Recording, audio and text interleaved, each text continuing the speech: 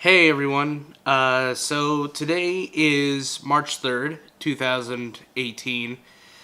And for those of you who may know, my dad passed away 10 years ago today.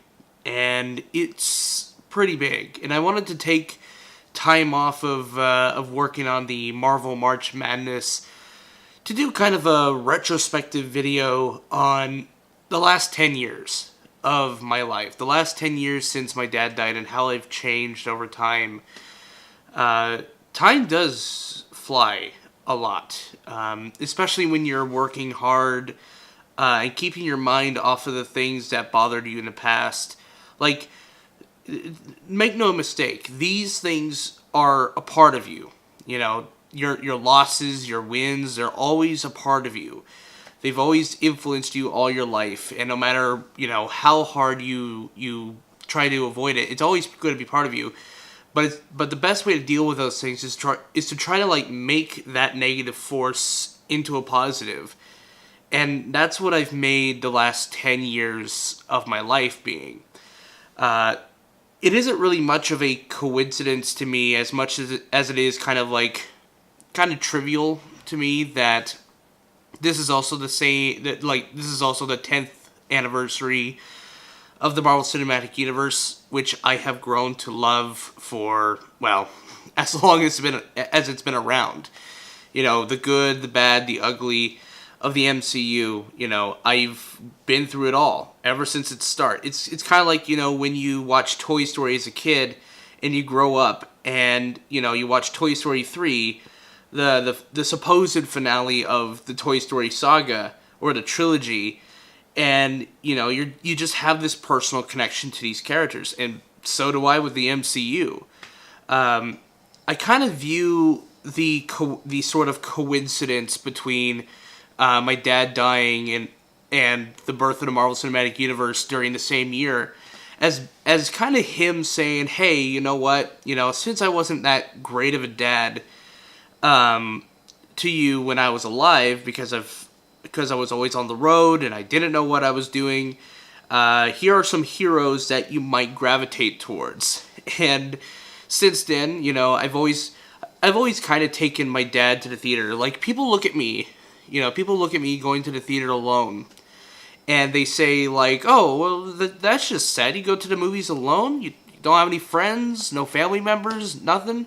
It's like, well, yeah, I kind of am going alone, but kind of like symbolically. Like, I don't believe in an afterlife. I don't believe in heaven or anything or spirits. But I kind of view like the ashes of my dad, for one thing. It's my dad's ashes. And this is my dog's ashes that were given to me 2 years ago. I kind of view it as kind of like, well, in my mind, they're kind of with me, whenever I go to a movie. So I'm technically never going to a movie alone.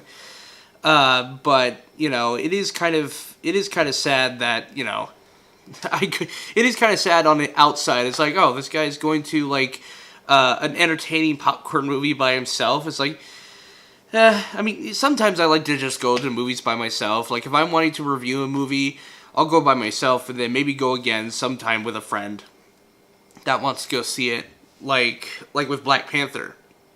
I saw Black Panther alone, and then I watched it again with a friend of mine and his friend that wanted to go see it. And I try to keep spoilers down to a minimum. But I'm getting off topic here. So 10 years. 10 years has definitely changed for me a lot. When I was younger, I mean, granted, there's certain behaviors that have never changed between then and now. Looking back, I was always kind of, I always kind of loved school. I loved going to school because I was naturally curious, because before I went to school, I watched movies and like children's programming like Henry's Amazing Animals or Amazing World of Animals. That one VHS series that has like this CGI lizard interacting with real animals and such. Like, I remember watching that stuff, and I was always curious about learning. I was a naturally curious guy that wanted to learn things, and school was a good escape for that. I wanted to learn so much, and usually with the death of a loved one, there's usually like an association between that and a dropping of grades or some sort of imbalance at home that can psychologically affect students to basically have their grades lower a lot. But the opposite was for me because my dad wasn't necessarily the best dad in the world. As I said before, he was always on the road as a truck driver, never really had a lot of interactions with me, and the interactions I did have with him were kind of like 25% of the time they were good, 75% of the time they were kind of like meh to even kind of bad memories. But I looked at him and what he accomplished, and I was like, okay, I obviously don't want to be like my dad. I obviously don't. So what can I do to change my life for the better? And so I looked at him as a person, and I said, okay, so he didn't really graduate high school. He had a GED, but he never really graduated. So what did I do? So after I looked at that, I was like, okay, so I'm going to study even harder and get better grades. And while I wasn't necessarily top of the class when I graduated high school, I was still pretty high up in honors. Like, I had my last term in high school, I was inducted into the National Honor Society, which was a very, very empowering event because I had been trying my hardest to get into that program for 3 years in high school, and I finally get in my last term. And it was a pretty cool experience. And the advising teacher who was the advising teacher, she was also my honors biology teacher, and she was also I also aided her during class, like stapling papers and whatnot. And we had a pretty good relationship there. And I could always count on her for recommendations. But yeah, when I graduated high school, I had not only gotten 2 different awards from the Blue Mountain Community College, which was a college I had dual credits in high school, but also I had an honors diploma from the state of Oregon, and also a presidential award of educational excellence. I think that's what the award is called. I don't have it with me because it's all the way back home in a special binder full of letters I've received and awards I've gotten. So that binder is all the way back home. I don't have it with me. But if I did, I'd show you the certificates. But I was genuinely surprised that I got to that level. And it was through that hard work that I managed to get Pathway Oregon. Pathway Oregon, if you don't know, Pathway Oregon is a program in the state of Oregon where you can, if you had gotten good grades but weren't necessarily in the best of situations financially for college, University of Oregon would take you in. And essentially they would pay for your tuition and fees, but not your room and housing. They'd pay for all your tuition, which was great. It was great for me because I grew up in a low income housing. We even had to at some point like live with our grandparents. It was a crazy time to be sure. And and since then I've been grateful. I've been very grateful to U of O for giving me the opportunity to actually come to college, because I don't think I would have ever gotten to college. So that just adds one more thing I did better than my dad. I've gotten one more thing better. And there was other areas too where I gotten better than my dad. There's certain things I still haven't. But like with Boy Scouts, for example, I know Boy Scouts is kind of a joke at this point, considering recent events and how before they allowed gay people in there or the LGBT community in there, they essentially, it was a media fuck storm to be sure. But when I was there, I enjoyed being a Boy Scout. I would earn those merit badges over and over and over. I think I got to the point where I got 57 before I clocked out with my Eagle Scout award, which the Eagle Scout award was one thing that my dad never achieved in Boy Scouts, and I managed to. And and as much as me and my dad have had like this complicated relationship, and he wasn't very like there for me for achievements or anything. In fact, when I got my Weeblo award in Boy Scouts, he purposely took it and he burned it in front of me because he said I didn't earn it. So I try my best to try to earn everything that I want. I try to earn it. But as much as, we've had that rocky relationship, I look back and I think to myself, if he was still alive, would he be proud of me? That answer, it could be a yes. It could be yes. I honestly think, in the best intentions, I think he would have looked at me today probably as an overachiever. He'd probably make fun of me and go like, "Oh, you're such an overachiever. You overachieve too much." But that being said, I don't know if I would have had the same work ethic if my dad hadn't died, because I was motivated by my need to be better than my dad, to be a better person than my dad was to me, and to be a better person in society than my dad treated me. I don't know whether or not the events would be the same if my dad was still alive. That's all that. I mean, like, 10 years can change anyone. And, life for me has changed a lot. Life for anyone has changed a lot over 10 years since 2008. Like, we've now have had 2 presidents in 10 years. We've had various different changes in Congress and congressmen, senates. We've gone from one war to another war. The stock market's been kind of going up and down. We've had Bitcoin, like, changes in technology. Like, there was no 4K back in 2008.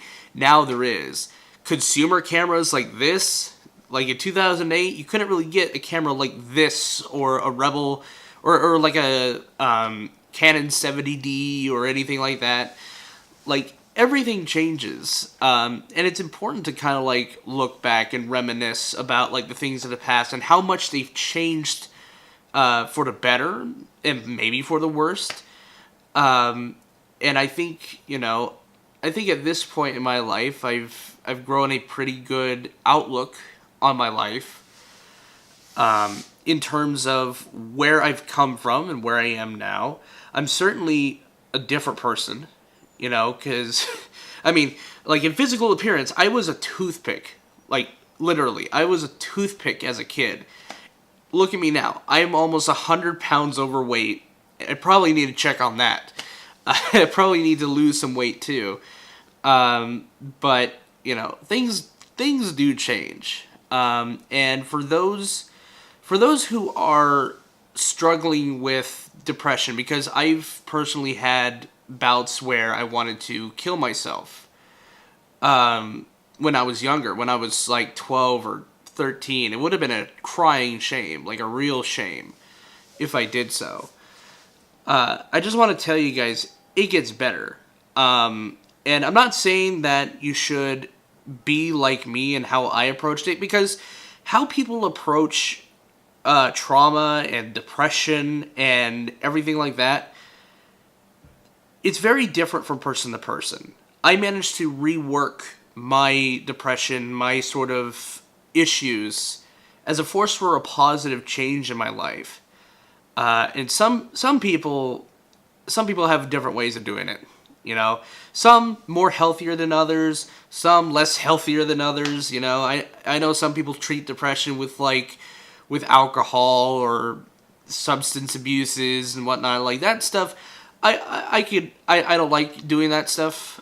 Even when I turn 21 later this month, I'm still not gonna drink, because it's just not for me. I mean, I'm not that kind of guy. Yeah, sure, it may make me sound like kind of a party pooper. It's like, oh man, he doesn't want to drink with us. Oh my god, he just doesn't want to drink with us. It's like, sorry. I mean, don't know what to tell you. I mean, I'll drink root beer. I'm the most plain Jane kind of guy. I'm just a plain guy on the internet talking to a camera that may or may not generate views, but who knows. But yeah, it's just bad. It's just there. Although, for as much as I like to talk about the positives, 2018 so far has not really given me a lot of good vibes lately. I didn't actually want to talk about these things, but I feel like for what's been going on, I kind of want to like vent my frustrations a bit.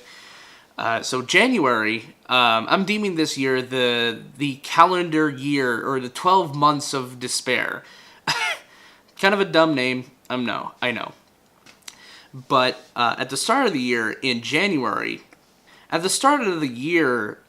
cousin, who I won't disclose the name of, he was around my age. He was going to college in Portland to become a drug and alcohol abuse advisor.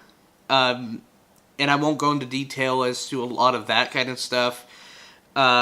But essentially, yeah, he was going to school up in Portland for criminal justice and drug and alcohol abuse advocacy and whatnot. And he was murdered. He was around my age, and it's just terrifying. It was terrifying for me to find that out, because I was in a lighting class, and I was learning how to light people and places to shoot on cameras. Obviously, I don't have the best lighting in this room, mostly because my bed is right here. I have a light coming through the window. Okay, that's a off-topic thing. But I get a call before the attendance is taken, and my mom goes, "So Nick, I hope you're sitting down." And I didn't know what to expect. I thought it was something to do with her getting, a lottery win. That would have been something for me to sit down to, because lotteries, man. But no, she, and I told her I was standing outside my room where the lighting class was. And she goes, "Oh boy." And then she tells me everything that happened. I won't go into specifics about how he died or anything like that. As far as I know personally, as far as the family knows anyway, or even the police know, they still haven't found who did it, even with 3 months now from his murder. And it got to the point where I posted something on Facebook, and then somehow it caught the media's attention. Like, it caught a news station up in Portland, and they're like, "Hey, we saw your impassioned post, and we want to do an interview with you." And so I did, after some technical difficulties with my phone and whatnot, but that's besides the point. And then I get a bunch of shit for that from the immediate family of my cousin, because they're like, "Oh, well, why does he get to speak? Why don't they approach us?" It's like, I don't know. They just called me up one day. It's kind of you would think they would contact like the immediate family of the cousin for input on him, but that's, yeah. So that's January. February was another fuck month. Another bad month. So that month I was planning on doing an independent study, and it wasn't really working out, so I had to quit that. And towards the end of the month, I get another call from my mom. I get another call. Actually, first I got a text. Then I called her back. And then she said that my dad's stepdad had died of an illness. He didn't want to disclose what the illness was, what he was ailing from. he just wanted to just not let anyone else worry about him.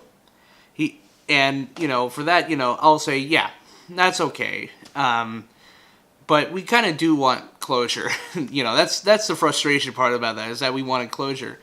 And for that to happen on like near the 10-year anniversary of my dad's passing, that's, I mean, yeah, sure, you can make conspiracy theories, you can like think of all these weird, crazy numerical coincidences and numeric values that somehow make it like a sort of relevant thing to be talking about, but like for me, that's crazy. Like 10 years, 10 years, and then his stepdad dies.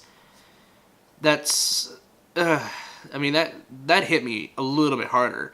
So on the one hand, I could take what has happened in the past 2 months and say, oh yeah, let's see what 2018 has for me in March. What kind of crazy, stupid stuff happens to me in March? But then on the other hand, I could be like, oh man, I hate 2018, I don't know how to approach the next, like, 10 months, but hopefully they're good ones. I hope nothing, like, gets in the way of my 21st birthday. I don't want to be ending up in a hospital and and having to survive in a hospital on my birthday. That would not be fun. 'Cause trust me, I actually, like, for one birthday, I went to a hospital because I fell on my head when I was 6, and I still have a dent in my head. And I was at Dornbecker's in Portland, and I just spent like, what was it, a week? I think it was a week in the hospital there, and then I was sent home. And I think it was a little bit after my birthday, after my 7th birthday. It was crazy. But yeah, so yeah, 10 years, man. 10 years has gone by, and things have really changed a lot. And this year, there's even more change, because I'm graduating in June. I don't know where I'm going to be going afterwards, to be honest. I got to start looking for places to work and to live and to eat and to breathe, because I don't want to be living in a place that has like tons of air pollution, because I'm an asthmatic. You don't want me working on a job and then collapsing, going like, you don't want me going like that. That would not be very productive. And I doubt you would want to pay for my hospital bills anyway. But yeah, so 10 years. 10 years has changed a lot. So yeah, so my closing question for all of you today is, if you look back 10 years and you look at yourself now, what is the one thing that has drastically changed? Like, I'm not looking for things like, oh, your age or your weight or your hairline or anything like that. Just like, it doesn't even have to be personal. It just can be like, what for you has been the most shocking change in the past 10 years. So that's just me. So I just wanted to talk about this on the 10th anniversary of my dad's passing. So yeah, I should be back with the Marvel March Madness on Sunday, tomorrow. I'm currently working on that. And yeah, I'll see you then. Peace.